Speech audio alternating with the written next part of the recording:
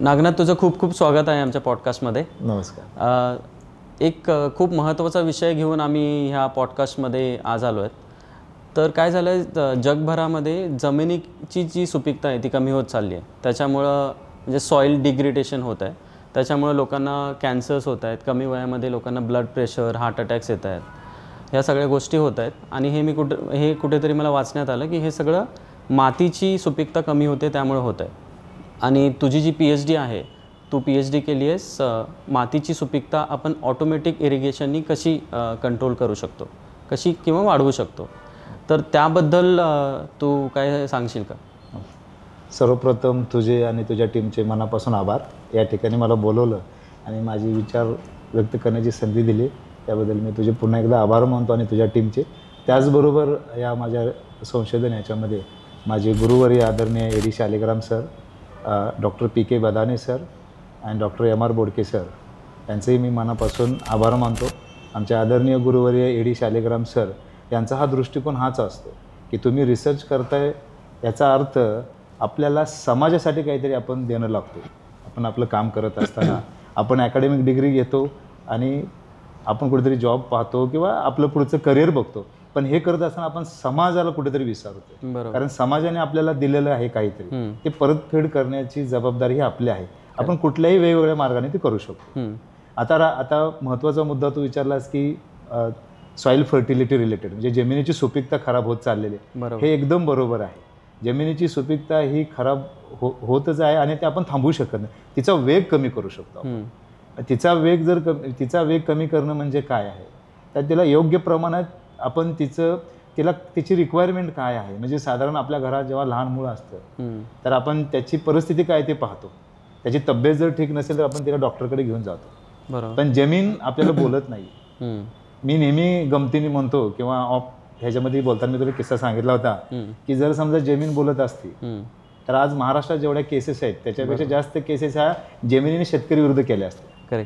की जमिनी म्हणली असती की मला 2 लिटर पाणी पाहिजे, मला आज समजा 500 ग्राम जेवण पाहिजे, 500 ग्राम काय शिरा भात वगैरे काहीतरी पाहिजे, परंतु माझा मालक मला कुठलाही विचार न करता मला 1 किलो तांदूळ म्हणा किंवा काय अन्न आणि 1 लिटर पाण्याची गरज असताना मला 10 लिटर पाणी देते. आणि त्याची अपेक्षा अशी आहे की मी त्याला रिटर्नमध्ये त्याच्या मोबदल्यात त्याच्या इच्छेनुसार मोबदला दिला पाहिजे. तर हा सगळ्यात मोठा क्राईम आहे. आणि हे आज शेतकऱ्यांबरोबर आपण सगळ्यांनी समजून घेण्याचा विषय आहे. तुम्ही आज जरी इंजिनियर असाल, डॉक्टर असाल, वकील असाल, तर शेवटी शेती एक अशी गोष्ट आहे की त्याच्यापासून आपण दूर जाऊ शकतो. त्यामुळे जमिनीची सुपीकता, तिची काळजी घेणं ही काळाची गरज आहे. आता सुपीकता म्हणजे काय आहे की जे काय आपण पीक घेतो त्या पिकाला पोषक द्रव्य देणे योग्य प्रमाणात, त्याची ताकद आहे. थोडक्यात सुपीकता म्हणजे त्याची ताकद जर कमी झाली तर ते पीक कसं येणार. बरोबर. हे समजा आपलं 10 किलो वजन उचलायची कॅपॅसिटी आहे, ते केव्हा शक्य आहे, आपण जर योग्य प्रकारे योग्य वेळेस आहार घेतला तर. कुपोषित बालक 10 किलो वजन उचलू शकत. करेक्ट. आपण जमिनीला कुपोषित करतोय. तिची रिक्वायरमेंट काय आहे त्याप्रमाणे न देता आपल्या मनमानीप्रमाणे तिला आपण पाणी देतोय, त्याला पाहिजे त्या गोष्टी देतोय, आपण आपल्या एक्सपेक्टेशन प्रमाणे एक्सपेक्ट करतो की तिने ते रिटर्न द्यायला पाहिजे. ते शक्य नाही. तर आपण काळाची गरज ओळखून जमिनीची सुपीकता ह्याच्यावर विचारमंथन करणं ही खूप खूप महत्त्वाची गोष्ट आहे. आता जमिनीची सुपीकतेचा विचार करणे म्हणजे काय, त्याच्यात मायक्रोन्यूट्रिएंट्स असतात. त्याच्यामध्ये महत्त्वाच्या गोष्टी म्हणजे की पाण्याचं प्रमाण आहे, जमिनीचे टाईप्स ते सुद्धा ओळखणं खूप महत्त्वाचं आहे. आणि त्याची तपासणी दर 1 पिकानंतर किंवा दर 2 पिकानंतर, किमान दर 3 पिकानंतर तिची तपासणी करणे ही काळाची गरज आहे.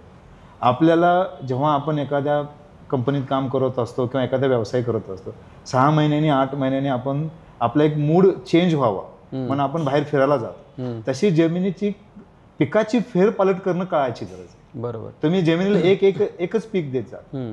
आता उदाहरणार्थ सांगतो, ऊसासारखं पीक घेतलं, हे सगळ्यात जास्त पीक आहे. म्हणजे जगभरामध्ये हा FAO म्हणजे फूड ॲग्रिकल्चर ऑर्गनायझेशन, हे जगातले सगळ्यात मोठं ऑर्गनायझेशन, त्याने एक डेटा डिक्लेअर केला. त्याच्यामध्ये ब्राझील वर्षाला म्हणजे 2022-23चा तो रिपोर्ट आहे, 480 ते 490 मिलियन टन ऊस उत्पादक देश आहे. त्याच्यानंतर आपला देश आहे 470 ते 480.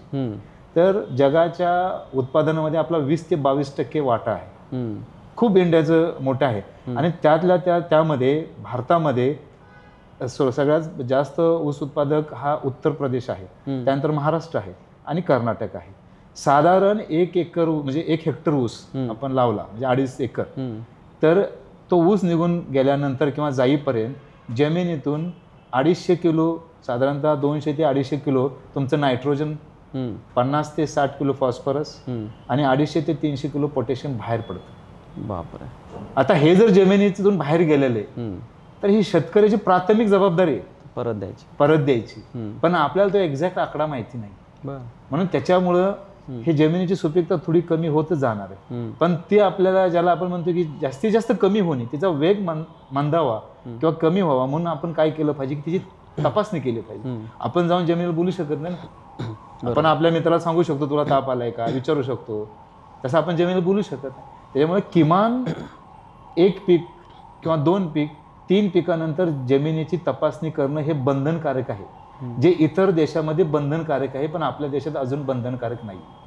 हे खरं तर शोकांतिका म्हणायला पाहिजे. आज आपण सगळ्या गोष्टी, आपण फूडवर बोललं जातं, आज आपण आपल्या आरोग्यावर बोललं जातं, आपण आज जिमवर बोललं जातं, आपल्या लाईफस्टाईलवर बोललं जातं, पण आपण कधी शेतीवर बोलत. जे मेन फाउंडेशन, आपण टॉप फ्लोअर 10th फ्लोअर जो एक बिल्डिंग आहे, बिल्डिंगच्या 10th फ्लोअरचा विचार करतो पण फाउंडेशनचा विचार करतो. फाउंडेशन म्हणजे आपली जमीन आहे. तर ह्याच्यावर विचार करणं, विचार मंथन करणं ही काळाची गरज आहे असं मला वाटतं. खूप महत्त्वाचा विषय आहे. आणि मग हे सगळं करण्यामागं तुला इन्स्पिरेशन कुठून मिळालं? कारण ह्याला खूप रिसर्च करावा लागतो आणि मी तुला लहानपणापासून ओळखतो. तुझा इंटरेस्ट होता की इंजिनिअरिंग करायची किंवा जॉब करायचा आणि फॉरेन कंट्रीजमध्ये जाऊन सेटल व्हायचं. पण तू मग जमिनी रिलेटेड किंवा सॉईल रिलेटेड रिसर्चमध्ये गेलास, त्याच्यावरती PhD केलीस आणि खूप मुलांना तू आजकाल गाईड पण करतोयस. तर हे सगळं करण्यामागचं इन्स्पिरेशन काय होतं? ह्याच्या पाठीमागं इन्स्पिरेशन माझी आई. मी नेहमी एक गोष्ट मानतो लहानपणापासून, आणि हे तुझ्याही बाबतीत आहे, माझ्याही बाबतीत आहे. आपली आई, आपण एका भागातले आहोत, आपल्याला माहिती आहे बरोबर की 6 वारी 9 वारीतली जी माता माऊली असते खूप निराग असतात. बरं. आता आपल्याकडे चॉईस आहे. आपण आपल्या मुलाला म्हणतो तू इंजिनियर कर, डॉक्टर कर. आपल्या आईने कधीच म्हणलं नाही. आपल्या आई एवढीच म्हणायची की तू आता 8वीला आहे, 9वी शिकशील, 10वी शिकशील, 15वी शिकशील, 16वी शिकशील आणि कामाला जाशील. म्हणजे मी आईला सगळ्यात जास्त, देवापेक्षा सुद्धा जास्त मी आईला मानतो. त्याचं कारण असं आहे की जेव्हा तुम्ही शाळेतून 8वी 9वीला असताना येता आणि ती माऊली रानामध्ये काम करते, म्हणजे अक्षरशः ती घामाने भिजलेली आहे, तिचा 8 वारी 9 वारी पदर तुमचा घामाने ती पुसते आणि आपण तिला, आपल्याला आता जेवण दे आई म्हणून विचारतो, त्यावेळेस तिचं जे एक चेहऱ्यावरचा एक हावभाव असतो तो इतका आशावादी असतो की आपल्याला गॅरंटी नसते की आपण सक्सेस होऊ, पण आईला गॅरंटी असते. बरोबर. कारण ती त्या शेतात राबत असते. मग तिच्यासाठी ते शेत म्हणजे सर्वस्व असतं. पतीनंतर जर माता माऊलीला सगळ्यात काही प्रिय असेल शेतकरी कुटुंबामध्ये तर शेती ही प्रिय असते. बरोबर. म्हणजे ती जेवढा जीव आपल्या मुलावर लावते तेवढा जीव त्या शेतीवर लावते. जेव्हा मी ह्या गोष्टी बघत होतो किंवा आपण हे बघत असतो, करत असतो या गोष्टी, त्या काळामध्ये माझे वडील, मला हा किस्सा म्हणजे माझ्या आयुष्यात एवढा हा मोठा किस्सा आहे माझ्यासाठी की मी ते किस्सा म्हणजे जीवनात कधी हा प्रसंग मी विसरू शकत. कारण आपण छोट्या छोट्या गोष्टी बघून शिकतो, आपल्याला कोणी शिकवत नाही. परंतु संध्याकाळी ज्यावेळेस वडील यायचे 6-7 वाजता, त्यांच्या हातामध्ये ती चिठ्ठी असायची, त्या चिठ्ठीमध्ये मग ते थोडे हळद, त्याच्यामध्ये मिक्स केलेले थोडे ज्वारीचे दाणे असायचे. मग ते वडील आईला सांगायचे, आई कुठे ते ठेवायचे. मग वडील कोणाला बोलायचे नाहीत. मग सकाळी उठायचे, मग पहाटे 5 वाजता ते आंघोळ करायचे आणि मग ते जाऊन शेतात टाकायचे. आणि ते टाकल्यानंतर मग न्याहारी व्हायची, सगळे जेवायचे. मग त्या टाकलेल्या दाण्यावर माझ्या आईचा एवढा विश्वास होता की ती पुढची स्वप्न रंगवायची की आपला 3 महिन्यात एवढा कांदा जाईल, मग एवढे पैसे तुला दिवाळीला कपडे घेऊ. मग आता आमच्या घरामध्ये 7 जण, 4 बहिणी 3 भाऊ, प्रत्येक जण खुश.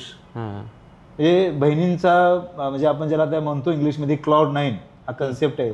मी तर म्हणतो Cloud 10 वर आम्ही असायचो की सगळं काय आता आम्हाला मिळणार आहे. आणि ह्या आशेपोटी, ह्या इच्छेने आम्ही आनंदात तो दिवस घालवायचो. पुढचे 2-3 महिने जायचे, मग तो कांद्याचा सीझन व्हायचा आणि पदरी इतकी म्हणजे विचित्र निराशा पडायची. मला आजही आठवते की अपेक्षा त्या काळामध्ये साधारण 98-97च्या काळामध्ये अपेक्षा 20,000ची असायची आणि वडील येताना 1 डझन केळी संध्याकाळी आणि 1 हातात कासरा म्हणजे दावं घेऊन यायचे आणि सांगायचे की आपल्याला 2,500 मिळाले, आपल्याला 3,000 मिळाले. म्हणजे जी स्वप्न रंगवली होती की दिवाळीला आम्हाला कपडे मिळणार आहेत, ती कुठेतरी जुन्या कपड्यावर आम्हाला आमची बोलवण व्हायची आणि आई पुन्हा म्हणजे नव्या ह्याला हे का सॉरी नवी स्वप्न पुन्हा आई दाखवायची.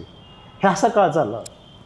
आणि त्या काळानंतर मी पुढे माझे ज्यांना मी प्रति आई म्हणतो माझे सिस्टर्स त्यांनी मला आणलं. मग मी पुढं शिकलो. माझी MSc झाली. MSc झाल्यानंतर ती माझ्या डोक्यात होतं. भले जे काही म्हणेल पण मला माझ्या आईवर प्रचंड विश्वास होता की माझी आई माझ्याबरोबर आहे. माझ्याबरोबर जग नसलं तरी चालेल पण मी असं काहीतरी की माझ्या आईला समाधान वाटेल. बरोबर. मी जेव्हा PhD साठी हा विषय घ्यायचं ठरवलं तेव्हा मला आमचे आदरणीय मला आजही आठवते 2016 साली की मला आदरणीय आमचे AD शालिग्राम सरांनी हा प्रश्न विचारला होता इंटरव्ह्यूमध्ये की सगळी लोक इथं आलेले सगळी लोक PhD कर तुला का घ्यायचं. त्यावेळी मी त्यांना हे कारण सांगितलं आणि कदाचित त्यांना ते आवडलं असेल. बरोबर. आणि मग त्यांनी मला ती संधी दिली. असं मला वाटतं की माझी आई माझ्या सगळ्यासाठी माझी मेंटॉर आहे. ती काल होती आज आहे आणि still my last breath she is my mentor. खूप छान. सगळेजण आपल्या आईला कनेक्टेड असतो आणि आईचा खूप मोठा भाग आहे आपण जे पण करतो आहे आयुष्यामध्ये जे पण यश आपण बघतो आहे आणि 100% तर त्या माऊलीशिवाय काहीच शक्य नाही असं वाटतं. आणि मला वाटतं आपली जी आई आहे आणि जी जमीन आहे त्यालाही आपण आईच म्हणतो. काळी आई म्हणतो.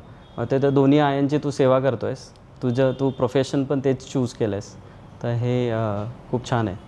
थँक्यू. आता सध्या तो इमोशन झाला आहे ते मनापासून येत आहेत सगळ्या गोष्टी आणि मला वाटतं त्या गोष्टी कळायला पाहिजे आजकालच्या मुलांना की आपण कुठून आलो आहे आणि आपण आता सध्या काय करतो आहे ते. नाही या बाबतीत एक मी माझं मत मांडतो तुझी परवानगी असेल तर. मला एवढंच सांगायचं आहे की जीवनामध्ये कधी कमी समजायचं नाही. म्हणजे मी जेव्हा माझ्याकडे काय नव्हतं तर तुला माहिती आहे आपण एका भागात आलेलो आहोत. 8वीला ABCD शिकलेली मुलं होता 98-97 आणि त्यानिमित्तानं मी आपले आदरणीय तात्यांचे आयुष्यभर ऋणी आहे की हा विचार तात्याने 85 साली त्या ठिकाणी एक बीज लावलं म्हणून आपण शिकू शकतो. बरोबर. नाहीतर आपल्याला ही शक्य नव्हतं. बरोबर. आणि त्याचप्रमाणे मी आईला मानण्याचं कारण हेच आहे की जेव्हा माझ्याकडे काही नव्हतं तर सगळ्यात जास्त विश्वास तिच्याकडे होता. तू करू शकतोस. बरोबर. म्हणजे मी बाहेर होतो थोडक्यात आणि आई मला गाईड करायची. त्यामुळे मला आज जगात कुठलाही मोठा प्रॉब्लेम दिला मला 1000 लोक असतील 10,000 लोक असतील 1 अब्ज लोक असतील कुठेही मला बोलायचं मी घाबरत नाही. कारण मी नेहमी एक मानतो की 1 universe is equal to my 1 mother. Correct. Absolutely.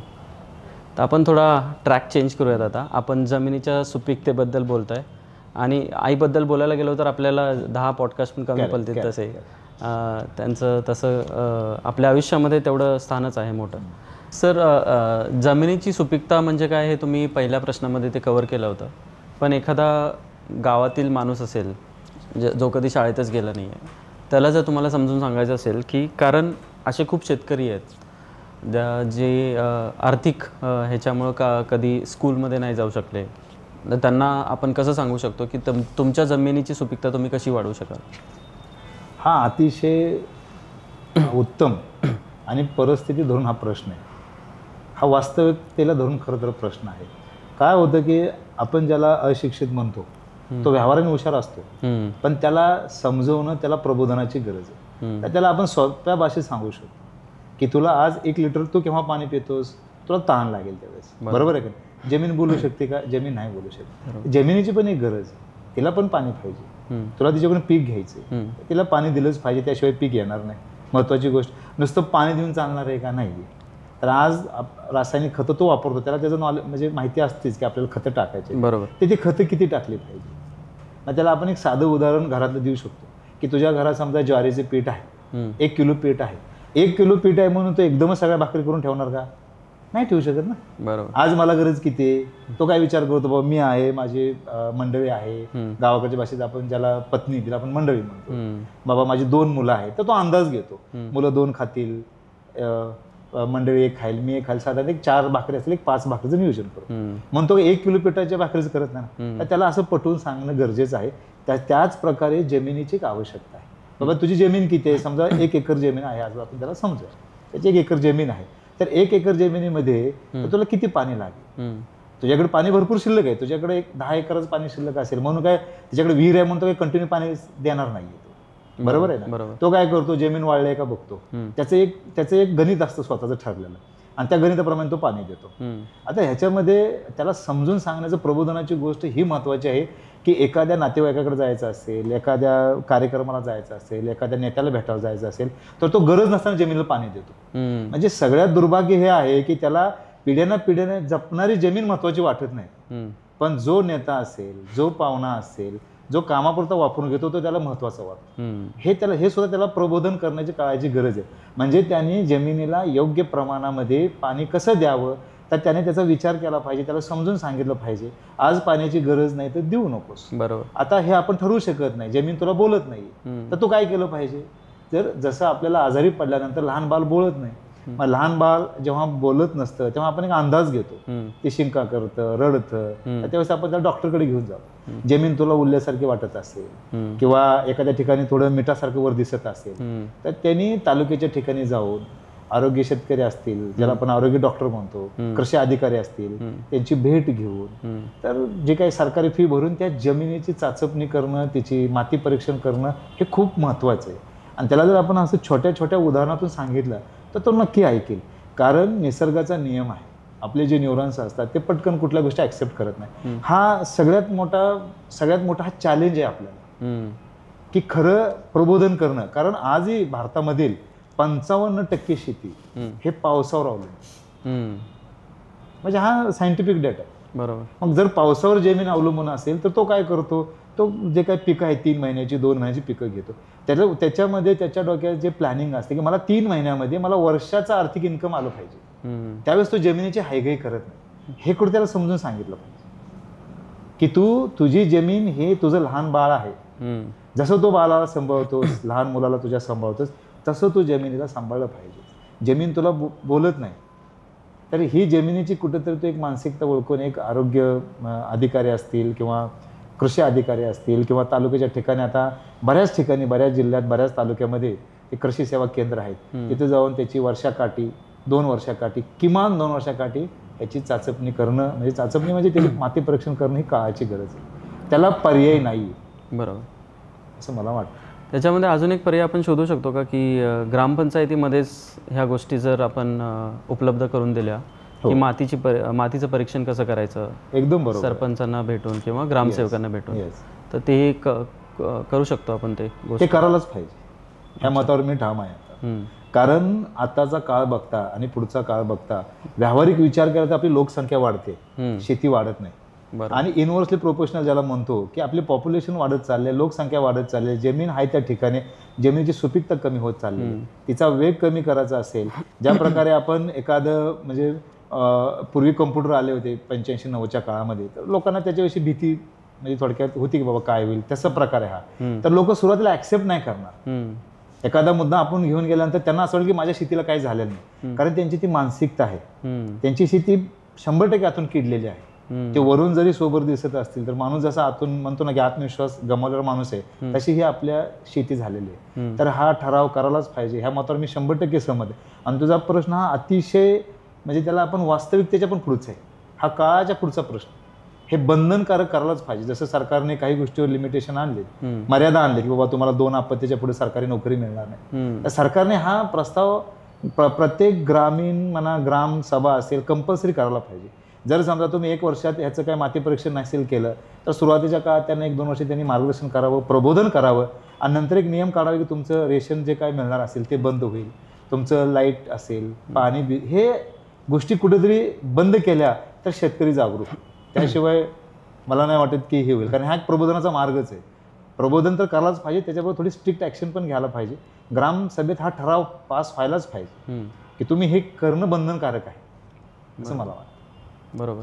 अजून एक मुद्दा तू मांडला होतास की फॉरेन कंट्रीजमधल्या ज्या जमिनी आहेत त्या खूप सुपीक असतात, अजून पण आहेत, आणि इंडियातल्या ज्या जमिनी आहेत त्या थोड्या सुपीकता कमी होत चालली आहे.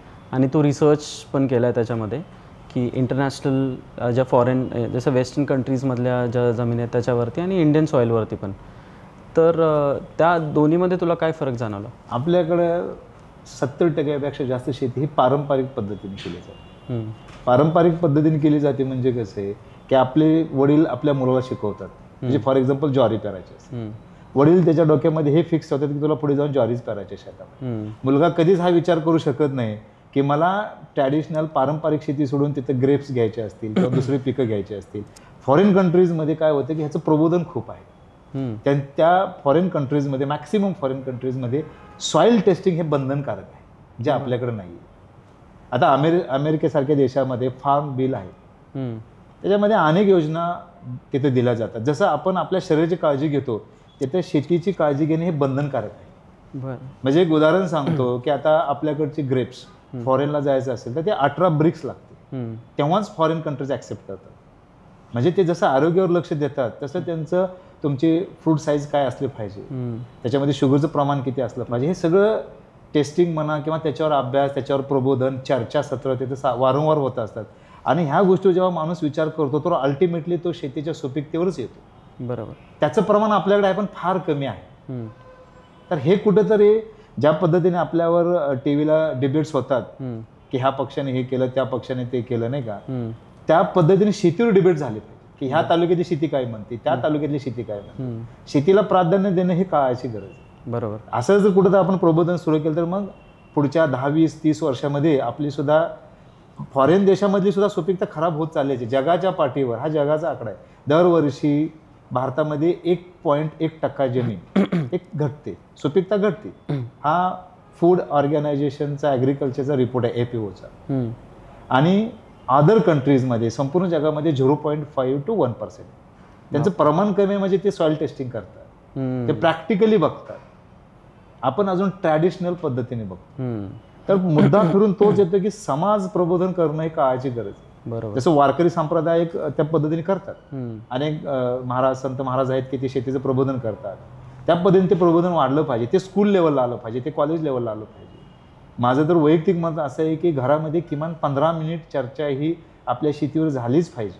बरोबर. तुमच्याकडे शेती असो किंवा नसो, तेव्हाच कुठेतरी मग ह्या गोष्टी होणार. कारण ही चळवळ आहे, ही एका दिवसात संपणारी नाही. बरोबर. किंवा हे एकट्याने चालवायची चळवळ नाही, ही आपली सामूहिक जबाबदारी आहे. बरोबर. तर ही प्रदेशात जास्तीत जास्त प्रमाणात राबवली जाते. चर्चासत्र होतात दर 4 दिवसाला, 6 दिवसाला. तिकडं क्रॉप रोटेशन हा कन्सेप्ट आहे, आपल्याकडे तो नाही. आपल्याकडे आता एकदा ऊस लावला की पुढचे 20 वर्ष ऊसच असतो. बरोबर. फॉरेन कंट्रीजमध्ये तसं नाही, ते क्रॉप रोटेशन करतात. कारण जसं आपल्याला थोड्या कामानंतर आरामाची गरज आहे, तशी जमिनीला पण आरामाची गरज असते. त्यामुळे क्रॉप रोटेशन हे खूप महत्त्वाचं. बरोबर. त्याच्यामुळं तिकडची जमीन थोडी चांगली असं म्हणू शकतो आपण, पण सुपीकता ही प्रत्येक देशातली घटत चाललेलीच. त्यात काय आपण तेही अडवू शकत नाही. फक्त त्यांनी वेग थोडा कमी केला असं आपण म्हणू शकतो, जे काही रिसर्चचा डेटा आहे त्या पद्धती त्याच्यावर. Okay, thank you. खूप महत्त्वाचं आहे. आणि तुझा जो रिसर्च आहे ऊस शेतीबद्दल आणि ऊसाच्या शेतीबद्दल तू बोलला आहेस ऑलरेडी, त्याच्यातली सुपीकता आणि त्याचं उत्पादन वाढवण्यासाठी ड्रीप इरिगेशन हा एक प्रकार असतो. तो वापरून आपण काय काय गोष्टी करू शकतो आणि त्याबद्दल आपण शेतकऱ्यांना काय काय मार्गदर्शन करू शकतो? आपल्याकडं आपण जे ऊस लावतोय ते आपण सरी पद्धत आहे. 4 फुटी, 6 फुटी, 8 फुटी, जे त्या 2 सरीमधला अंतर असतो. आपल्याकडं ढोबळमानाने आपण एकदा सरी पद्धतीचा सुरुवातीला विचार करूया. सायंटिफिक डेटा बघितला तर एक ऊस येण्यासाठी किमान 12 ते 16 महिने लागतात. म्हणजे साधारणतः 12 महिन्यात ऊस येतोच, पण कारखान्याला जाईपर्यंत 16 महिने, कधी 18 महिने एवढा वेळ जातोच. तर तोपर्यंत आपल्याला पाणी देणे हे बंधनकारक आहे ओलावा ठेवण्यासाठी. तर एक ऊस येण्यासाठी सायंटिफिक डेटा असा आहे की ICR, ज्याला Indian council of agriculture research, याने एक 21-22 मध्ये डेटा पब्लिश केला. त्याच्यामध्ये एक ऊस येण्यासाठी साधारणतः 1,500 ते 3,000 लिटर पाणी लागतं. बापरे. हां, आपण ॲव्हरेज पकडूया 1,500 ते 2,500. आता हे तिथलं मातीचं टाईप, एन्व्हायरमेंट कंडिशन, पण एक 100-200 लिटर पुढे मागं पकडू. बरोबर. साधारण आपण 1,500 ते 2,500 पकडूया. आता एका ऊसासाठी आपल्याला किती पाणी लागते? 1,500 ते 2,500. आपण 2,000च पकडूया. आता एक ऊस तयार झाला फक्त 10% ते 12% साखर असते. आता एका किलोमध्ये साधारणतः 10 ते 12 ऊस असतात. बरोबर. तर रिसर्च डेटा काय सांगतो की 1 किलो साखरेसाठी आपल्याला 20,000 लिटर पाणी लागतं. बापरे. हा रिसर्च डेटा आहे, हा सगळीकडे अवेलेबल आहे. दरवर्षी तो डेटा, हा 22-23चा डेटा आहे. तर ह्याच्यामध्ये आपल्याला ड्रीप इरिगेशन करणं का काळाची गरज आहे की जर आपण ड्रीप इरिगेशन वापरलं तर मी काय सांगितलं की एका ऊसासाठी आपल्याला सरी पद्धतीने 1,500 ते 2,500 लिटर पाणी लागतं. ही जर आपण ठिबकनं केलं, त्याच रिपोर्टमधला मी तुला आकडा सांगतो, हा खूप गमतीशीर आकडा आहे. तो 900 ते 1,200 लिटर पाणी लागतं. बरं. म्हणजे निम्म्याने कमी होतं. हम्म. ड्रीप जर आपण वापरलं तर 50% पाण्याची बचत होते. म्हणजे साधारण आपली जमीन जे 10 वर्षांनी खराब होणार ते आपण 20 वर्षाला घेऊन जाऊ शकतो. म्हणून ड्रीप करणं हे अतिशय काळाची गरज आहे. आता ड्रीपमध्ये पण ऑटोमेशन महत्वाचं आहे. काय ऑटोमेशन महत्वाचं आहे? कारण आपण जेव्हा ड्रीपमध्ये पाणी देतो तेव्हा परत आपण मॅन्युअली चेक करतो. माझा तो परिसर जिथं थेंब थेंब म्हणतात ना, लेस वॉटर मोर क्रॉप, तर पण आपण परत तिथं तर्क वितर्क आपल्या मनाला लावतो. आपण काय करतो, मग बघतो कोपऱ्यात जाऊन उसाच्या राऊंड किती ओलं झाले. मग त्या आपल्या ऑब्झर्वेशन, आपलं वय, आपला अभ्यास त्यानुसार आपण ठरवतो आता ड्रीप बंद करायचे का सुरू ठेवायचे.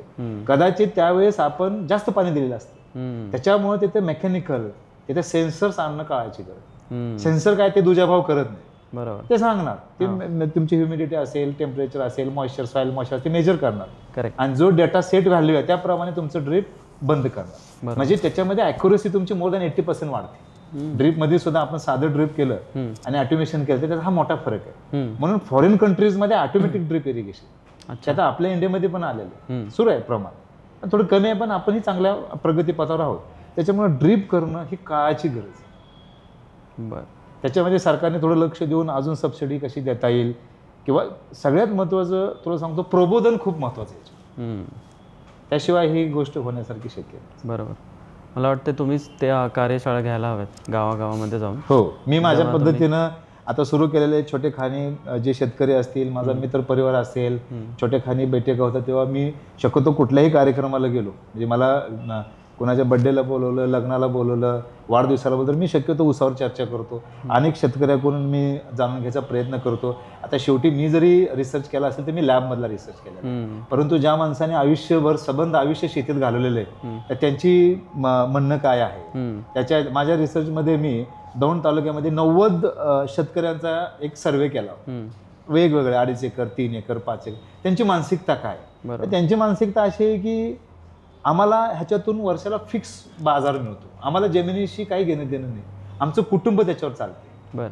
सरकारने ह्याच्यावर सुद्धा लक्ष देणं काळाची गरज आहे. की म्हणजे समजा छोट्या छोट्या, तुम्ही आता एक उदाहरण सांगतो निघाला विषय म्हणून, बटाटा असेल, 1 किलो बटाट्याला आपल्याला फक्त 250 ते 500 लिटर पाणी लागतं.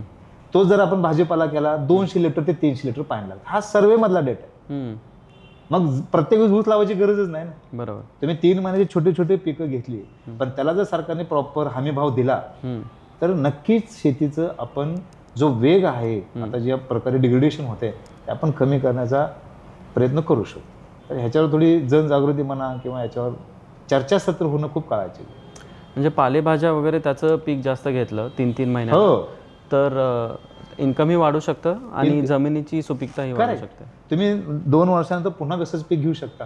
त्याच्यामुळे तुमची जमिनीची सुपीकता आपण राखू शकतो, म्हणजे वेग कमी करू शकतो. जी जमीन आपली सॉइल डिग्रेडेशन होते त्याच्यामध्ये मग आपण जर समजा क्रॉप रोटेशन असेल तर जमिनीला आराम मिळतो. बरोबर. आता त्याच्याबरोबर आपण डाळी वर्गी केल्या तर त्याला नायट्रोजन मिळतो ना. समजा आपण काही ताग लावला असेल किंवा काही डाळी लावल्या, डाळीचे पीक घेतलं तर ऑटोमॅटिक त्यांचे जे काही पालं फुले असतील ते काढल्यानंतर तर ते मिळतं. आता दुसरी आपल्याकडे सगळ्यात मोठी चूक काय होते की आपण ऊस तुटल्यानंतर, हा आपण सगळ्यांनी बघतो आपण की ऊस पेटवतात, ही सगळ्यात चुकीची पद्धत आहे. बापरे, हे अजिबात नाही करायला पाहिजे. बरोबर. हे केल्यानंतर काय होतं की शेवटी त्या जमिनीमध्ये हे पोषक द्रव्य पाठवायचं पोचवायचं काम हे सूक्ष्मजीव करतात.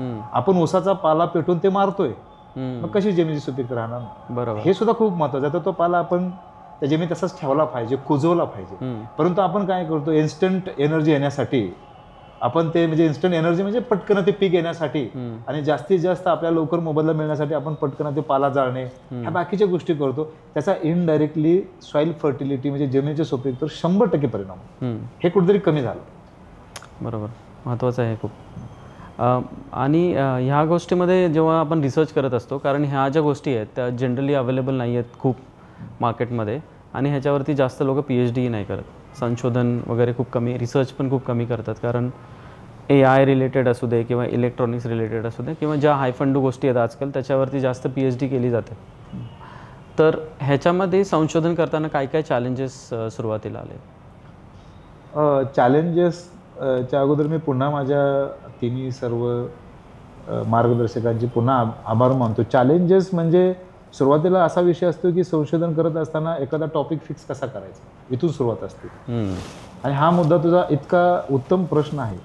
मी तर असं म्हणतो की तुम्ही रिसर्चची डिग्री घ्या किंवा न घ्या, पण प्रत्येक गोष्टीवर आपण रिसर्च करतोच, तर ते केलाच पाहिजे. बरोबर. ज्यावेळेस एखादा आपण टॉपिक घेताना तर टॉपिक कसा घ्यायचा, त्याच्यामधले तुम्ही ह्या गोष्टी, हा टॉपिक खूप मोठा आहे, तर ते आपल्याला लॅबमध्ये कसा त्याचा सेटअप करता येईल. त्यामुळे अनेक गोष्टीचं आपल्याला छोट्या छोट्या गोष्टीपासून प्रॉब्लेम येतात. म्हणजे फॉर एक्झाम्पल टॉपिक घेतल्यानंतर कुठल्या टाईपचे सेन्सर्स वापरायचे, कारण ऑलरेडी खूप सेन्सर्स अवेलेबल असतात. बरोबर. क्लायमेट वेगळं असतं. आपण आज जे रिडिंग घेतोय, आज जो विचार करतोय तो उद्या दिवस तो नव्हतो. आज एखादी रिडिंग घेतली आपण तर उद्या तीच रिडिंग येईल, याची शाश्वती थोडी बहुत कमी असते. तर ह्या गोष्टी सुद्धा सारासार विचार करणं. आणि ह्या माझ्या सगळ्या प्रोसेसमध्ये, ह्या सगळ्या गोष्टीमध्ये माझ्या तिन्ही मार्गदर्शकाने योग्य वेळी मार्गदर्शन करून आपण कशा पद्धतीने विचार केला पाहिजे, कशा पद्धतीने रिडिंग्स घेतले पाहिजे, काय पद्धतीने त्या पद्धतीने तुमचे सेटअपचे अरेंजमेंट असले पाहिजे, आणि कशा पद्धतीने त्याच्यामध्ये काही शेतकऱ्याचे इंटरव्ह्यूज घेतल्या पाहिजेत किंवा कसा मार्ग ठरवला पाहिजे, असे वर्गवारी करणे प्रश्नाची, हे खूप महत्त्वाचं आहे. की ज्याला आपण मार्केटिंग टाईप म्हणतो, की जे आपण करतोय तो व्हॅलिड आहे का नाही प्रश्न, तो समाजाच्या रिलेटेड आहे का नाही. तर हा माझा जो प्रश्न होता, हा प्रश्न माझा एकदम ज्वलंत होता माझ्या रिसर्चच्या ह्याच्यामध्ये. मी तुला एक अनुभव सांगतो विद्यापीठातला. मी आदरणीय शालिग्राम सरांकडे रोज जायचो माझं काही काम घेऊन, आणि त्यांच्या मार्गदर्शनाने काम करायचो. एक उरळी कांचनचे ग्रस्त आले होते, तर त्यांच्या शेतामध्ये असा प्रॉब्लेम होता की पाणी दिली की जमीन खालून फुगून वर यायची. ते सरांकडे प्रॉब्लेम घेऊन आले, हा रिअल प्रॉब्लेम. आणि सरांना त्यावेळेस हा प्रॉब्लेम जाणवला की एक्सेस अमाऊंट ऑफ वॉटर गेल्यामुळे काहीतरी होतं याच्यात. आणि सरांनी मला मग तिकडं पाठवलं. तिथे गेल्यानंतर मग मी तिथल्या शेतकऱ्यांशी मुलाखत किंवा त्यांना प्रश्न विचारणं, त्यातून समजून घेणं. मग त्यावेळेस मला अजून अनेक त्यावेळेस अडचणी आल्या की प्रत्येकाची शेती थोडी बहुत वेगळी असते, प्रत्येकाचे प्रॉब्लेम वेगळे असतो, मग त्यातून प्रॉब्लेम कसा डिफाईन करायचा, असे चॅलेंजेस येतात. पण मी त्याला चॅलेंजेस म्हणत नाही, खरं तर ते उत्तर असतात.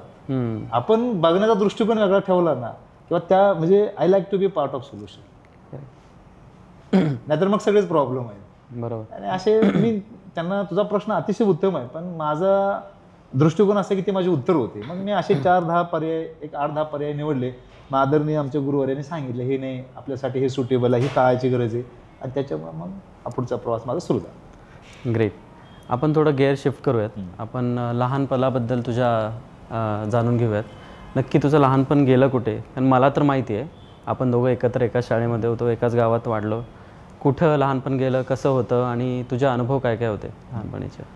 मी खरं तर नशीबवान आहे की माझा जन्म जो आहे तो पंढरी, म्हणजे दक्षिण सोलापूर मधील वडापूर या गावी झाला. आणि मी खरंच नशीबवान आहे, कारण मी सुरुवातच तुला सांगतो की मी गेली 20 वर्ष बाहेर आहे, परंतु मी क्वचितच असं गाव बघितलं की ज्या गावामध्ये एका बाजूला मस्जिद आहे, एका बाजूला तुमचं मंदिर आहे, पाठीमागं विश्वरत्न डॉक्टर बाबासाहेब आंबेडकरांचं सभागृह आहे.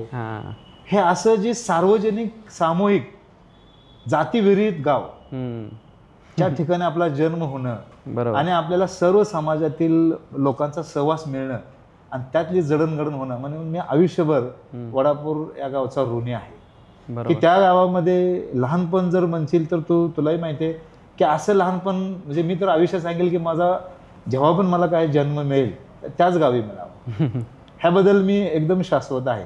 म्हणजे की गावचं वैशिष्ट्य की सर्व समाजातील लोक प्रत्येक सणाला एकत्र येणार, प्रत्येक गोष्टी एकत्र करणार. आणि सगळ्यात महत्त्वाचा लहानपणीचा अनुभव सांगशील की ज्यातून मी बोलायला सुरुवात केली म्हणशील तर तुलाही आठवते की आपल्याकडे गणपती, हे एक गाव एक गणपती, मला वाटतं आपल्या गावापासून सुरुवात झालेली ती गोष्ट आहे. त्या गावामध्ये एक चौक, एका चौकामध्ये सगळी मंडळी यायची.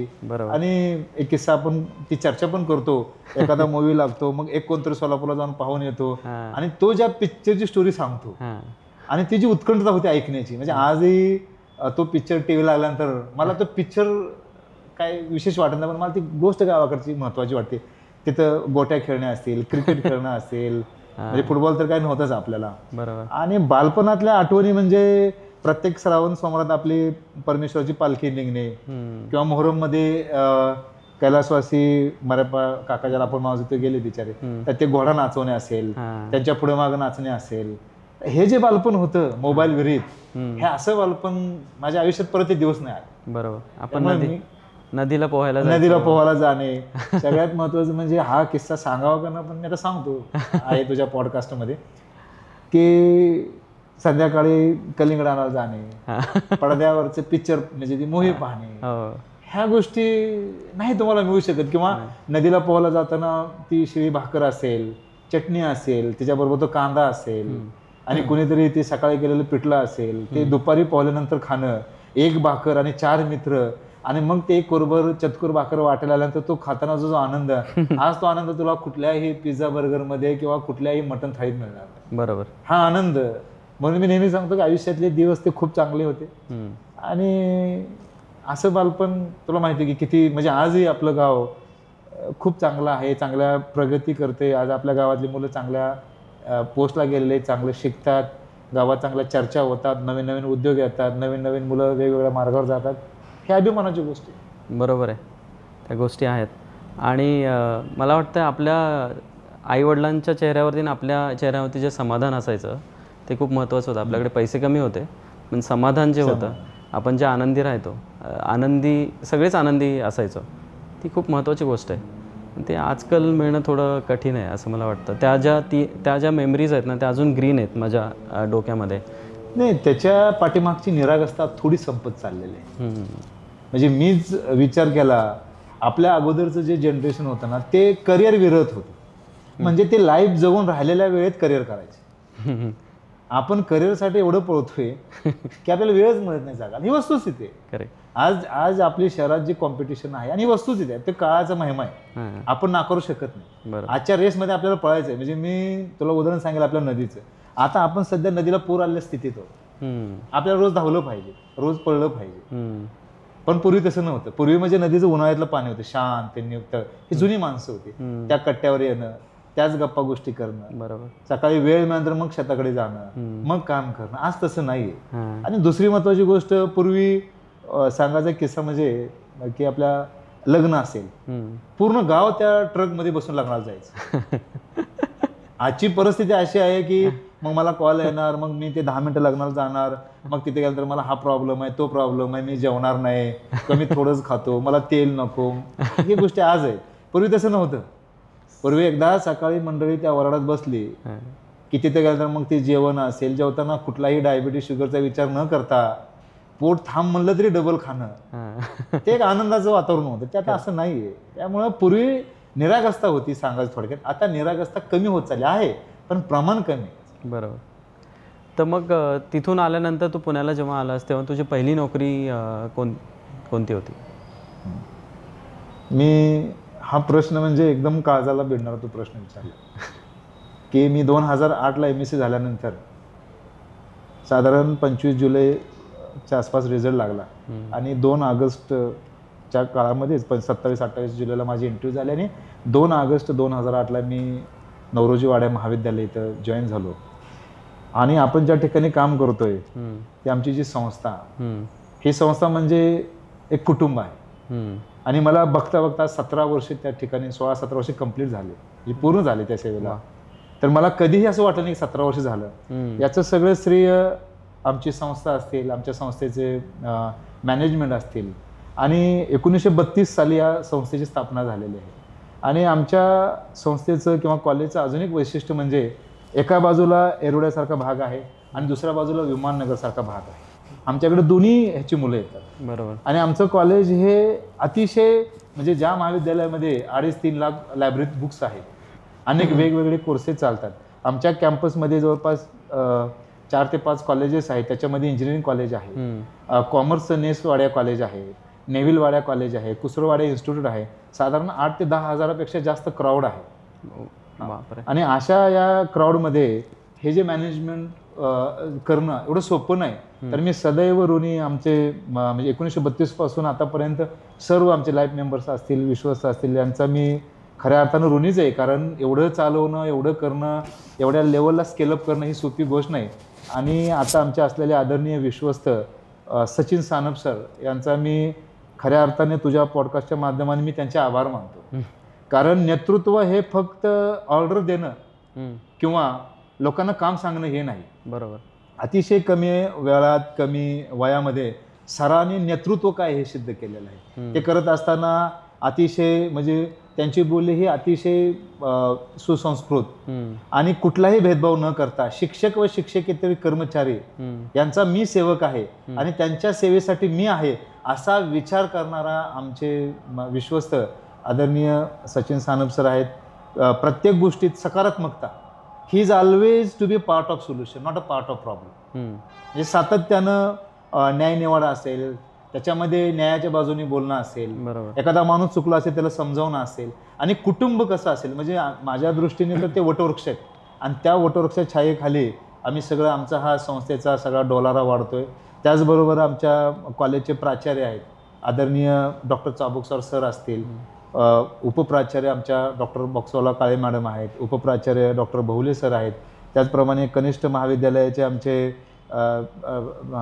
धांडुरे मॅडम आहेत, उपप्राचार्य, पर्यवेक्षक आमच्या डॉक्टर विजया भोसले मॅडम आहेत, आणि मी ज्या विभागात काम करतो आमचे इलेक्ट्रॉनिक्स विभाग, ते आमचे विभाग प्रमुख डॉक्टर जाडकर मॅडम, ह्या अतिशय मुलांना मुलं केंद्रित म्हणा किंवा मुलांच्या हितासाठी प्रयत्न करणारं व्यक्तिमत्व आहे. मी तुला आवर्जून एक गोष्ट सांगतो की आता मला आमच्या संस्थेने आम्हाला दिल्ली येथे झालेल्या इंटरनॅशनल ड्रोन कॉम्पिटिशनमध्ये आम्ही गेलो होतो. तर ॲक्च्युली सांगायला तिथं इंजिनिअरिंगची मुलं होती, पण वाड्या कॉलेज हे एक असं एकमेव कॉलेज आहे की तिथली BSCची मुलं होते. म्हणजे साधारण BSCची मुलं ही इंजिनिअरिंगच्या IITच्या मुलाला फाईट करण्यासाठी तिथं पोतर जाणं, आणि सगळा खर्च असेल, नुसता खर्च नाही तर पाठबळ असेल, प्रोत्साहन असेल, त्याच्यामध्ये आमच्या आदरणीय विभाग प्रमुख असतील त्यांचा सिंहाचा वाटा होता. त्यांचं नेहमी एक मत आहे की मुलांनी टेक्नॉलॉजी शिकलं पाहिजे. बरोबर. त्याच्याच बरोबर सांगतील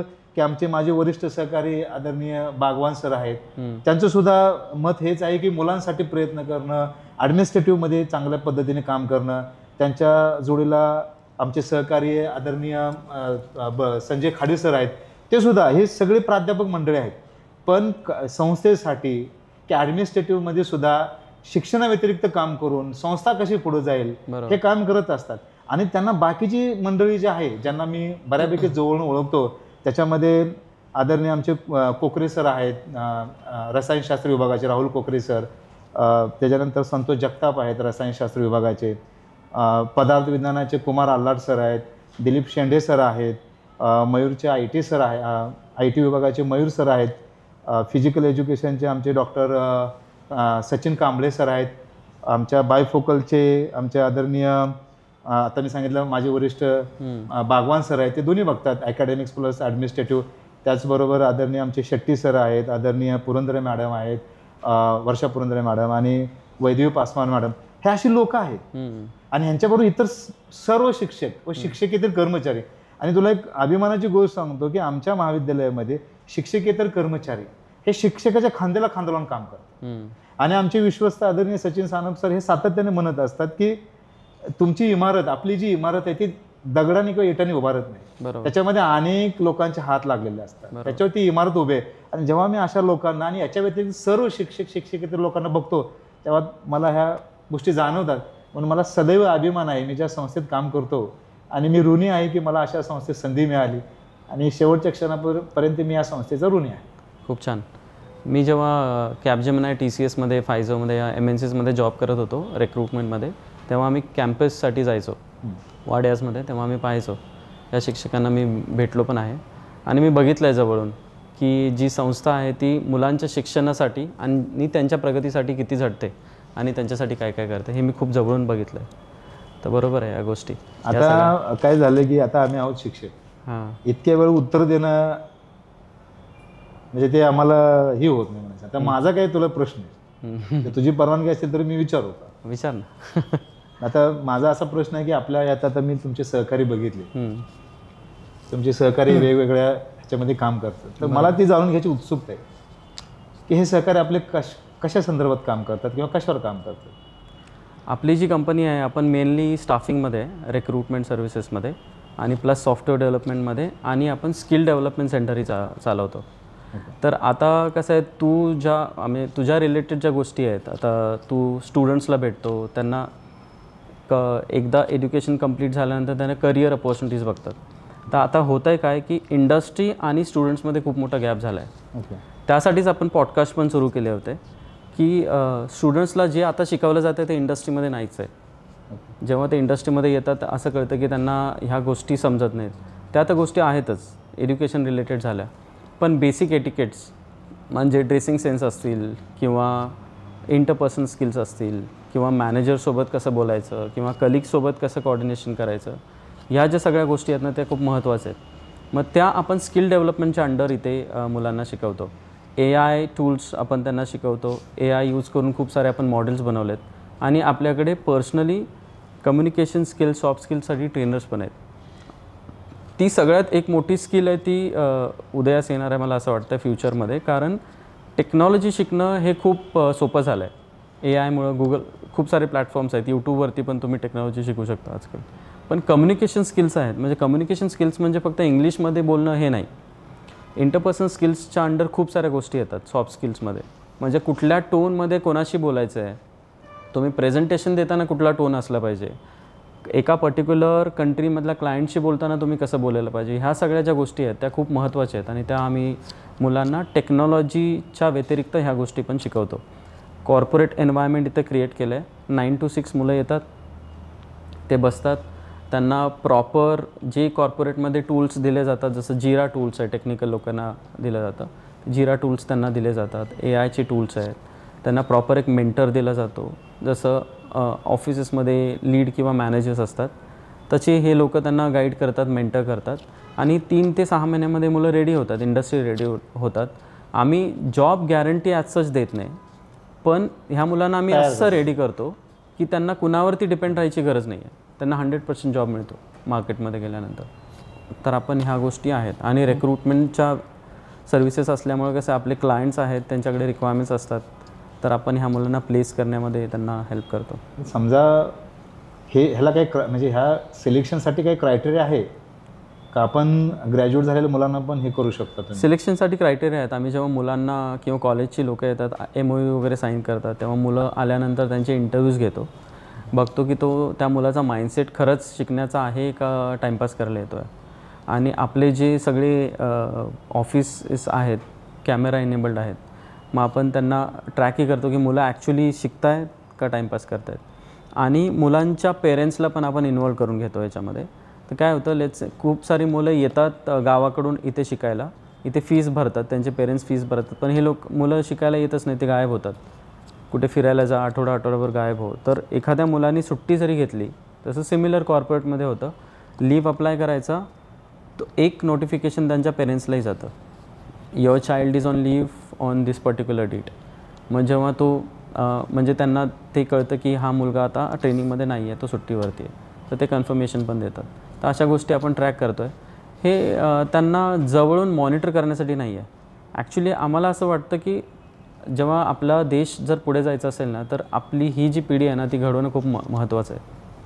त्यासाठी माइंडसेट बिल्ड करणं खूप इम्पॉर्टंट आहे की 9 to 6 बाबा तू ऑफिसमध्ये बसून तुझ्या फ्रेंडसोबत कोलॅबरेट करणं किंवा मॅनेजर्सशी बोलणं किंवा क्लायंटला इंटरॅक्शन करणं किंवा 2-3 तास तुला जर कोडिंग करायचं आहे, एखादा टास्क दिला आहे, तो बसून कंटिन्युअस कोडिंग करणं विदाऊट डिस्ट्रॅक्शन्स, ह्या सगळ्या गोष्टी आपण त्यांना शिकवतो.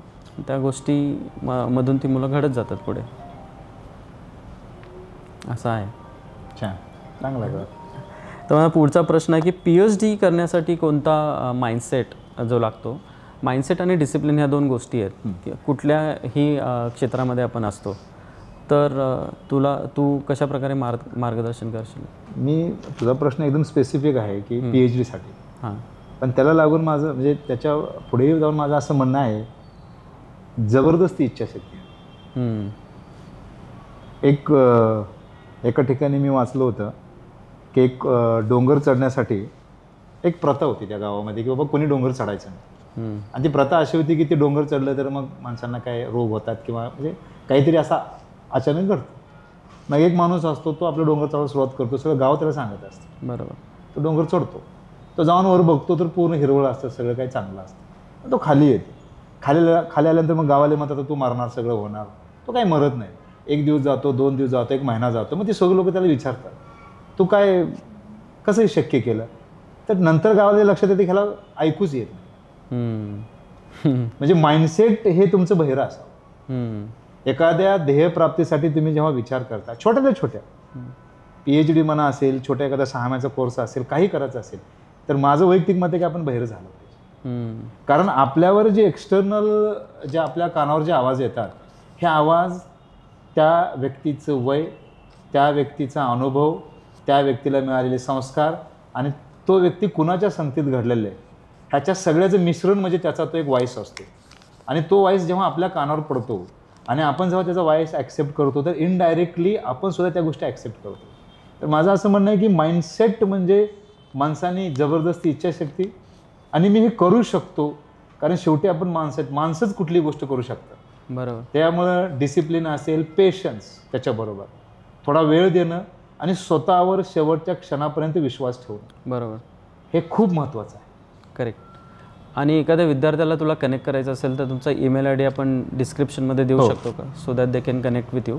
ते आहे. आणि त्याच्याबरोबर माझ्या आता काय ज्या ॲक्टिव्हिटी सुरू आहेत थोड्या, की शेतकऱ्यांना मार्गदर्शन म्हणजे त्यांच्याशी डिस्कस करून आपल्याला सुपीकतेबद्दल काय करता येणं, किंवा कॉलेजमध्ये आमच्या आदरणीय विश्वस्त सरांशी बोलून एखाद्या शेतकऱ्यासाठी उपक्रम करणं, कारण ह्या गोष्टी प्रबोधनाची. बरोबर. आज आम्ही मुलांना शिकवतो, करेक्ट. पण कदाचित थोडं आपण मुलांच्या आईवडिलांना जरी सांगितलं, आणि माझी अशी धारणा आहे की तुम्ही जेव्हा 10 लोकांना सांगता, किमान त्यातला एक जरी ऐकलं, तर ते आपण जे काही करतो ते सक्सेस रेशो 1% असेल तरी चालेल, पण सुरुवात करणं काळाची गरज आहे. त्यामुळं काय हरकत नाही. बरोबर. तुझ्या आयुष्यामध्ये असे कुठले बुक्स तू वाचले आहेत का जे खूप तुला प्रेरणा देऊन गेले, इन्स्पिरेशन मिळालं त्यातून, आणि ते तू सजेस्ट करू शकशील? बुक्स म्हणण्यापेक्षा मी जे काही वाचले त्याच्यामध्ये तथागत गौतम बुद्धापासून ते राजमाता जिजाऊ असतील, छत्रपती शिवराय आहेत, धर्मराजे आपले शंभूराजे आहेत, त्याच्यानंतर लोकमाता अहिल्याबाई होळकर असतील, क्रांतिज्योती सावित्रीबाई फुले असतील, महात्मा ज्योतिबा फुले असतील, त्याच्यानंतर बघायला गेलं तर विश्वरत्न डॉक्टर बाबासाहेब आंबेडकर असतील. यांचं माझ्या जडणघडणीवर म्हणण्यापेक्षा जे काही मी आता 1.1% पुढे जाण्याचा प्रयत्न करतोय, यांचा खूप मोठा पगडा आहे. यांनीच मला खरं बहिरं बनवलं. याचं उत्तम उदाहरण तुला सांगायचं म्हणजे, जर समजा छत्रपती शिवरायांच्या काळामध्ये राजमाता जिजाऊने जर छत्रपती शिवरायांना सांगितलं नसतं आणि त्यांनी जर राजमाता जिजाऊवर विश्वास नसता ठेवला, ते स्वराज्य करू शकले नसते. म्हणजे माझं वैयक्तिक इंटरप्रिटेशन असं आहे की त्यावेळेस ते बहिरे होते, त्यांना माहिती होतं समोर किती बलाढ्य शक्ती आहे, पण ते घाबरले नाही. तसंच पुढं आलं तुम्ही तर अहिल्याबाई होळकर यांनी सुद्धा, ज्यांना आपण लोकमाता म्हणतो, त्यांनी सुद्धा लोकांच्या कल्याणासाठी केलं. त्याग काय असतो, त्यांच्या मुलांचा मृत्यू म्हणा, बाकीच्या गोष्टी त्यांच्या लिटरेचरमध्ये आहे, हे सोडून समाजाप्रती काम करणं. 7/12 हा कन्सेप्ट त्यांनी आणला शेतकऱ्यासाठी. हा विचार म्हणजे आपण आता कम्फर्ट झोन हा कन्सेप्ट आणला, हे लोक कम्फर्ट झोनच्या फार पुढे होते. बरोबर. तर त्यांचा विचार म्हणजे आज ते 300-350 वर्षापूर्वीचे आहेत. किंवा क्रांतिज्योती सावित्रीबाई फुले असतील, किंवा आपण ज्यांना म्हणतो की क्रांतिज्योती महात्मा ज्योतिबा फुले असतील, त्यांचं एक जे उत्तम अभंग आहे, विद्येविना मती गेली, मतीविना नीती गेली, नीतीविना गती गेली, गतीविना वित्त खचले, इतके अनर्थ एका अविद्येने केले. काय अर्थ आहे ह्याचा? किती विद्येचं, म्हणजे ह्याचा जर अर्थ घेतला तर पुढच्या 50 पिढ्या सुद्धा आपल्या समृद्ध होतील, एवढा अर्थ ह्याच्यामध्ये आहे. फार मोठी पुस्तकं. किंवा याच्याबरोबर जेव्हा मी आता फॉरेनची पुस्तकं वाचतो की हाऊ टू इन्फ्लुएन्स फ्रेंड्स असतील, किंवा पीपल्स असतील, किंवा wins with friends how to influence पुस्तकं आहेत त्यांचं, डेल कार्नेगीचं असतील, त्या माणसाने 500 लोकांचे इंटरव्ह्यू घेतले. त्याच्यामध्ये अल्बर्ट आइन्स्टाईन पासून मोठमोठ्या लोकांच्या घेतल्या. त्यांचं त्या जे काय असतील विचारवंत, किंवा आता अँड्र्यू कार्नेगी असतील, हे सगळे जे आहेत फॉरेनचे आपण ज्यांना म्हणतो, तर मला त्यांच्या काही थोड्या बहुत त्यांचे काही मी जे लिटरेचर वाचलं त्याच्यातून मला एवढं समजलं की तुमचा विचार पक्का हवा. बरोबर. तुम्ही काय आहात हे महत्त्वाचं नाही, तुम्ही काय करू शकता हे महत्त्वाचं आहे. त्याच्यासाठी तुमचा ब्रेन ब्रँडेड पाहिजे. इव्हन डेल कार्नेगी असतील किंवा अँड्र्यू कार्नेगी असतील. अँड्र्यू कार्नेगी तुला मी उत्तम उदाहरण सांगेल. त्या व्यक्तीने 13व्या वर्षापासून कापड उद्योगात काम केलं, बऱ्याच गोष्टी केल्या. 1920 साली म्हणजे 1865 साली वगैरे त्यांनी स्टीलची कंपनी स्थापना केली अमेरिकाच्या युद्धाच्या काळानंतर वगैरे. 1920 साली अँड्र्यू कार्नेगीने 340 कोटी म्हणजे साधारण आत्ताचे 30-35 हजार कोटी रुपये हे पूर्ण शिक्षणासाठी समाज कल्याणासाठी त्यांनी 90% ही त्याची प्रॉपर्टी होती ही त्यांनी दान केली बरोबर. आणि राहिलेले 18 वर्ष तो माणूस समाज कल्याणासाठी जगला. आता हे उदाहरण आपण पाश्चिमात्य देशातले घेऊ. संत गाडगे बाबा, बहिणाबाई चौधरी असते. आपण जर आज विचार केला तर विश्वरत्न डॉक्टर बाबासाहेब आंबेडकर कितीच पॅकेज मिळालं असतं. त्यांची बुद्धी बघता, त्यांचं नॉलेज बघता, किंवा छत्रपती शिवरायांचा विचार केला असता, जर स्वराज्य उभा नसेल तर किती प्रॉपर्टी कमवू शकले असते. त्यांचे विचार पक्के होते. मला असं वाटतं की प्रत्येकाने हे वाचणं गरजेचं आहे. रोज 10 मिनिट आव्हान तर वाचायलाच पाहिजे, ह्या मतावर मी ठाम आहे. बरोबर. म्हणजे मी पुन्हा पुन्हा आईकडे फिरून येतो. लहानपणी मला आई एकच सांगायची, तो काही करू नको, फक्त वाचत आहे. आणि मी त्या गोष्टीवर 100% ठाम. 10 मिनिट जर मी आज नाही वाचलं तर दुसऱ्या दिवशी मला डॉक्टरकडे जावं लागतं. अशी आज माझी परिस्थिती. बरोबर. कारण ही एक सवय आहे. कारण जसं जगण्यासाठी आपल्याला पाणी लागतं किंवा अन्न लागतं, अन्न वस्त्र निवारा, त्याच्याबरोबर आपल्याला वाचन हे पाहिजे. कारण त्यांचा आयुष्याचा इतिहास आपल्याला 15 मिनिटात कळतो. बरोबर. आणि आपल्याला पुढच्या जगण्याची दिशा असेल, पुढचा प्रवास असेल, त्याच्यासाठी आपल्याला त्याचा एक मार्गदर्शक म्हणून उपयोग होतो. बरोबर. ह्या अशा लोकांचा माझ्या, महान पुरुषांचा माझ्यावर आहे. आणि मला वाटतं ह्या गोष्टी आपण शाळेमध्ये पण शिकल्या होत्या. आपले पवार सर असतील, भोसले सर असतील, बंडगर सर असतील, वाघमारे सर असतील, ते हेच म्हणायचे, वाचाल तर वाचाल. आणि शिक्षणाच्या व्यतिरिक्त अवांतर ज्या गोष्टी आहेत, कादंबरी असतील किंवा पुस्तकं असतील, ते आपल्याला सांगायचे. जनरली स्कूल्समध्ये स्कूल्सच्या बुक्स सोडून दुसरं काही शिकवलं जात नाही. पण आपल्याला शाळेमध्ये बाकी गोष्टींबद्दल सर सांगायचे. कादंबरी म्हणजे काय तेच माहीत नव्हतं आम्हाला. एकदम बरोबर. तेव्हा सर सांगायचे की हे कादंबरी म्हणजे हे असतं, ह्या सगळ्या गोष्टी असतात. पु ल देशपांडेंबद्दल किंवा बाकी छत्रपती शिवरायांबद्दल ह्या सगळ्या गोष्टी आपल्याला शाळेत ते शिकव. त्या सगळ्या गोष्टी आठवल्या मला. जुनी आठवण सांगतो तुला, हे पण आठवण आठवत असेल की अरुण भाऊचे ते कॉम्प्युटर होता. पहिल्यांदा आपण 8वीला तो कॉम्प्युटर बघितला, सेव्ह कसं करायचं. कम्प्युटर्स आपण लांबनं बघायचो, 4 फूट अंतर ठेवून. आपल्याला कम्प्युटरला टच करायला पण अलाउड नव्हतं. आपण जेव्हा 8वीमध्ये होतो, मला वाटतं 1998-99 ची गोष्ट आहे. एकदम बरोबर. त्यावेळेला खूप साऱ्या सॉफ्टवेअर कंपनीज पण ऑलरेडी सुरू झाल्या होत्या मला वाटतं. त्यावेळेला आपल्याला कम्प्युटरला टच करणं पण हे नव्हतं. एकदम बरोबर. आणि तिथून आल्यानंतर मी इथे सॉफ्टवेअर कंपनीमध्ये करिअर घडवलं आणि 20 वर्ष मी सॉफ्टवेअर कंपनीजमध्ये जॉब केला. ह्या सगळ्या गोष्टी मला वाटतं ज्या सरांनी आपल्याला जे माइंडसेट जे घडवलं की कधीच कोणापेक्षा आपल्याला कधीच कमी नाही समजायचं. आणि ह्या सगळ्या गोष्टी मला वाटतं ह्या पुस्तकातून आणि या सगळ्या गोष्टींमधून, ह्या गोष्टी आपल्याला माणसं वाचण्यातून मिळतात. माणसं तर वाचून समजल्या त्या तर आहेत. मी त्याच बिझनेसमध्ये, मी जेव्हा ह्युमन रिसोर्स ह्या फील्डमध्ये आहे, तर माणसं वाचूनच आम्हाला कळतं की नक्की हा माणूस इथे जॉब करू शकेल का नाही, हा किती वर्ष टिकू शकेल, किंवा हा कंपनीसाठी ह्याचा फायदा होईल का नाही. ह्या सगळ्या गोष्टी आता जेव्हा मी माझ्या मित्रांशी किंवा प्राध्यापक मंडळीशी आम्ही चर्चा करतो, तर माझं हेच म्हणणं असतं की आपण रोज 10 मिनिटं वाचलं तर 10 मिनिटं माणसं ओळखायला पण शिकलं पाहिजे. ही काळाची गरज. करेक्ट, असं मला वाटतं. खूप मजा आली गप्पा मारून. मला वाटतं अजून खूप पॉडकास्ट होतील ह्याच्यावरती. तर हा पहिला पॉडकास्ट होता. थँक्यू सो मच, तू इथे आलास आणि खूप गप्पा मारल्यास. आणि तुझ्या पुढच्या कारकिर्दीसाठी खूप खूप शुभेच्छा. आणि असंच ग्रो होत राहा. आणि आपण खूप आपल्या माध्यमातून लोकांना मदतही करू, शेतकऱ्यांना मार्गदर्शन पण करू. आणि खूप छान वाटलं. शेवट करताना मी एवढंच म्हणेल की हा जो तुझा उपक्रम आहे, हा अतिशय प्रेरणादायी आणि समाजाच्या हिताचा उपक्रम आहे. आज जरी आपण या ठिकाणी चर्चा करत असेल तर ही वेगवेगळ्या पॉडकास्टच्या माध्यमातून तो अनेकाच्या घरात पोचतो आहे.